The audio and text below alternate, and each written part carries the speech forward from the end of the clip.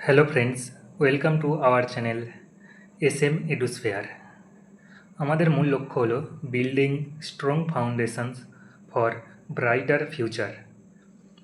তো আগের দুটো লেকচারে আমরা কোষের বাইরের দেওয়াল বা কোষের ব্রেন অর্থাৎ নিউক্লিয়াস নিয়ে ডিটেলসে আলোচনা করেছি। আজ আমরা দেখব একটি কোষের ভেতরের কারখানা বা ফ্যাক্টরি কিভাবে কাজ করে। তো আজকের ভিডিওর নাম the manufacturing and quality control system. আজ আমরা জানব কোষ কিভাবে নিজের প্রয়োজনীয় জিনিস তৈরি করে, কিভাবে সেগুলোকে প্যাকেজিং করে সঠিক জায়গায় পাঠায়, আর কিভাবে সমস্ত আবর্জনা পরিষ্কার করে নিজেকে ফিট রাখে। এন্ডোপ্লাজমিক রেটিকিউলাম, গলগি অ্যাপারেটাস বা গলগি বডি এবং লাইসোজোমের সমস্ত সিক্রেট যেগুলো আছে সেগুলো আমরা সহজ ভাষায় জানার চেষ্টা করব। তো বেশি কথা না বলে চলো শুরু করা যাক। মনে করো যে একটা বড় ইন্ডাস্ট্রি আছে, তো সেই ইন্ডাস্ট্রির প্রোডাক্ট তৈরি করার জন্য যেমন কারখানা বা ম্যানুফ্যাকচারিং ইউনিট থাকে, ঠিক তেমনই কোষের ভেতরেও রয়েছে একটা বিশাল বড় নেটওয়ার্ক, যার নাম হলো এন্ডোপ্লাজমিক রেটিকিউলাম বা সংক্ষেপে ER। তোমরা যদি স্ক্রিনে দেখো,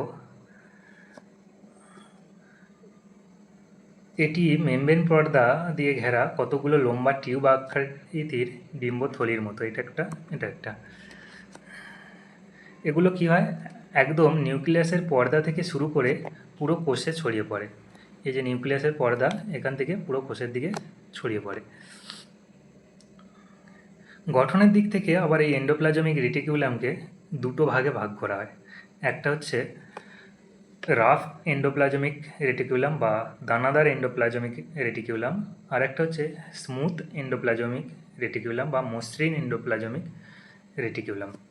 প্রথমে আসি রাফ এন্ডোপ্লাজমিক রেটিকিউলামের কথায়। তোমরা যদি ছবিটা লক্ষ্য করো, এখানে দেখতে পারবে যে মাইক্রোস্কোপের নিচে যখন এই রাফ এন্ডোপ্লাজমিক রেটিকিউলামকে রাখা হয় তখন সেটা খসখসে দেখায়। কারণ কি, তার গায়ে রাইবোজোম থাকে। এই যে দেখো ডট ডট আছে, এগুলোকে হলো রাইবোজোম। তো এই রাইবোজোমের কাজ হলো কোষের জন্য প্রোটিন তৈরি করা। তো রাইবোজোমকে অ্যাকচুয়ালি এইভাবে ভাবতে পারো যে কোষের প্রোটিন ম্যানুফ্যাকচারার। এখান থেকে তৈরি হওয়া প্রোটিনগুলি কোষের প্রয়োজন অনুযায়ী বিভিন্ন জায়গায় পাঠিয়ে দেওয়া হয়। অন্যদিকে যে অংশের গায়ে কোনো রাইবোজোম থাকে না তাকে বলা হয় স্মুথ এন্ডোপ্লাজমিক রেটিকিউলাম। তোমরা যদি ছবিতে দেখো দেখতে পারবে, এইদিকে দেখো রাফ এন্ডোপ্লাজমিক রেটিকিউলামের গায়ে যে রাইবোজোম ছিল, এটা স্মুথ এন্ডোপ্লাজমিক রেটিকিউলামের গায়ে সেই রকম কোনো কিছু নেই। তো এর প্রধান কাজ হলো ফ্যাট বা লিপিড তৈরি করা, যা কোষের নানাবিধ কাজের জন্য অত্যন্ত জরুরি। শুধু তাই নয়, আমাদের মতো মেরুদণ্ডী প্রাণীদের লিভার বা যকৃতের কোষে এই স্মুথ এন্ডোপ্লাজমিক রেটিকিউলাম একটা মারাত্মক কাজ করে। এটি আমাদের শরীরে প্রবেশ করা বিভিন্ন বিষ বা ওষুধকে নিষ্ক্রিয় করতে বা ডিটক্সিফিকেশান করতে সাহায্য করে। এখানে তোমরা পেয়ে যাবে রাফ এন্ডোপ্লাজমিক রেটিকিউলামের কাজ কী, স্মুথ এন্ডোপ্লাজমিক রেটিকিউলামের কাজ কী। এবার একটা ইন্টারেস্টিং বিষয় সম্পর্কে জানা উচিত, সেটা হলো যে এই রাফ এন্ডোপ্লাজমিক রেটিকিউলামের প্রোটিন আর স্মুথ এন্ডোপ্লাজমিক রেটিকিউলামের লিপিড, এরা দুজনে মিলে কিন্তু কোষের বাইরের যে পর্দা বা প্লাজমা মেমব্রেন যেটা থাকে সেটাকে তৈরি করে। এবং এই প্রোটিন আর লিপিড দিয়ে যে কোষ পর্দা তৈরি হয়, এই যে একটা পদ্ধতি, এই পদ্ধতিটাকে বিজ্ঞানের ভাষায় বলা হয় মেমব্রেন বায়োজেনেসিস। এটা খুব ইম্পর্টেন্ট একটা জিনিস। তো কোষের মাল তৈরি হয়ে গেল, এবার শুধু মাল তৈরি হলেই তো হবে না, সেইগুলোকে কাস্টমারদের কাছে পাঠাতে হবে। তো কাস্টমারদের কাছে পাঠাবে কে? সেই দায়িত্বটা নিল, সে হচ্ছে গলগি অ্যাপারেটাস বা গলগি বডি, যেটাকে তোমরা মনে করতে পারো এটা কোষের একটা অ্যামাজন বা ফ্লিপকার্ট। তো বিজ্ঞানী ক্যামেলিও গলগি প্রথম এই গলগি বডির বিবরণ দেন। এর গঠনটা তোমরা যদি লক্ষ্য করো দেখতে পাবে, এখানে ছবিতে দেখো, এটা কতগুলো পর্দা ঘেরা চ্যাপ্টা থলি একে অপরের সাথে সমান্তরালভাবে একের পর এক সাজানো আছে। এই স্তূপগুলোর মানে এই স্তরগুলোর একটা একটাকে বলা হয় সিস্টারনি। কি বলা হয়? সিস্টারনি। এই লেভেলগুলোর সাথে আবার অনেক সময় কি হয়, এন্ডোপ্লাজমিক রেটিকুলাম যে হয় তার একটা ডাইরেক্ট কানেকশান থাকে, যা কী করে কোষের যে মেমব্রেন সিস্টেম একটা সেটাকে আরও শক্তিশালী করে তোলে। এই গলগি অ্যাপারেটাসের প্রধান তিনটে কাজ আছে। সেই কাজগুলো কি কি? 1 নম্বর কাজ হলো যে আমাদের এন্ডোপ্লাজমিক রেটিকুলাম আছে সেখানে যেগুলো তৈরি হচ্ছে যে প্রোডাক্টগুলো, সেগুলোকে কী করে সাময়িকভাবে মানে কিছু সময়ের জন্য স্টোর করে রাখে এবং প্রয়োজন অনুযায়ী কী করে সেগুলোকে পরিবর্তন মানে মডিফিকেশনও করে।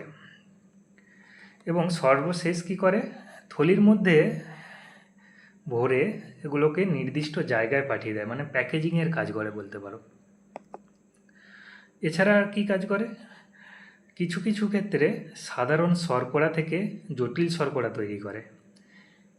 আর সবচেয়ে ইম্পর্টেন্ট যেটা জিনিস সেটা হলো কোষের একটা প্রয়োজনীয় অঙ্গাণু, যেটা হল নাম হচ্ছে লাইসোজোম। সেই লাইসোজোম গঠনে সরাসরি অংশগ্রহণ করে এই গলগি অ্যাপারেটাস। তো এবার কারখানায় প্রোডাক্ট তৈরি হয়ে গেল, প্রোডাক্ট ডেলিভারি হয়ে গেল, কিন্তু শুধু প্রোডাক্ট তৈরি বা ডেলিভারি হলেই তো হবে না, কারখানায় ময়লা আবর্জনাও থাকে, তো সেগুলোও পরিষ্কার করা জরুরি। তো কোষের জন্য এই সুইপিং বা ওয়েস্ট ডিসপোজাল সিস্টেমের কাজ যে করে তার নাম হলো লাইসোজোম।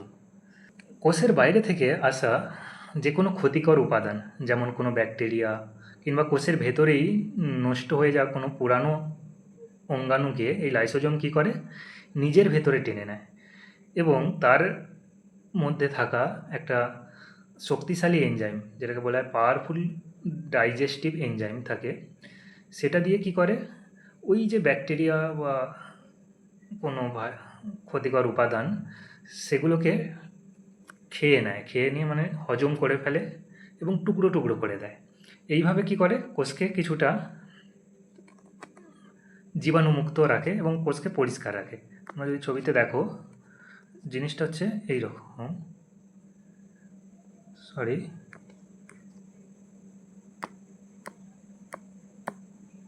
জিনিসটা হচ্ছে এইরকম। এটা মনে করো লাইসোজোম। এই যে একটা কোষ ছিল সেই কোষকে কী করেছে, এই যে সবুজ রঙের ব্যাকটেরিয়া আক্রমণ করেছে। তো লাইসোজোম কী করে, এই পুরো কোষটাকেই তার মধ্যে নিয়ে নেয়, নিয়ে তার ভেতরে লাইসোজোমের ভেতরে যে ডাইজেস্টিভ এনজাইম রয়েছে সেটাকে দিয়ে এই ব্যাকটেরিয়াকে সে ধ্বংস করে ফেলে। এবার আসা যাক এই যে লাইসোজোমের একটা ভয়ঙ্কর বা কী বলবো অদ্ভুত ধরনের একটা গুণ আছে। জিনিসটা কীরকম? কখনো যদি কোনো কারণে কোনো কোষ মারাত্মকভাবে ক্ষতিগ্রস্ত হয় কিংবা কোষের যে মেটাবলিজম বা বিপাকক্রিয়া আছে সেটা কোনোভাবে বিঘ্ন ঘটে, তখন এই লাইসোজোমের থলিটা কী করে, হঠাৎ করেই ফেটে যায়। আর ফেটে যাওয়ার পরে কি হয়, তার ভেতরে যে ওই যে একটা এনজাইম ছিল পাওয়ারফুল ডাইজেস্টিভ এনজাইম বা শক্তিশালী পাচক এনজাইম, সেগুলো কি হয় পুরো কোষেতে ছড়িয়ে পড়ে। ঠিক এইভাবে লাইসোজোম থেকে এই এনজাইমগুলো পুরো কোষটাতে ছড়িয়ে পড়ে। এর ফলে কি হয়, এই যে কোষটা আছে এই কোষটা তো ধ্বংস হয়ই, সাথে সাথে লাইসোজোমেরও মৃত্যু ঘটে।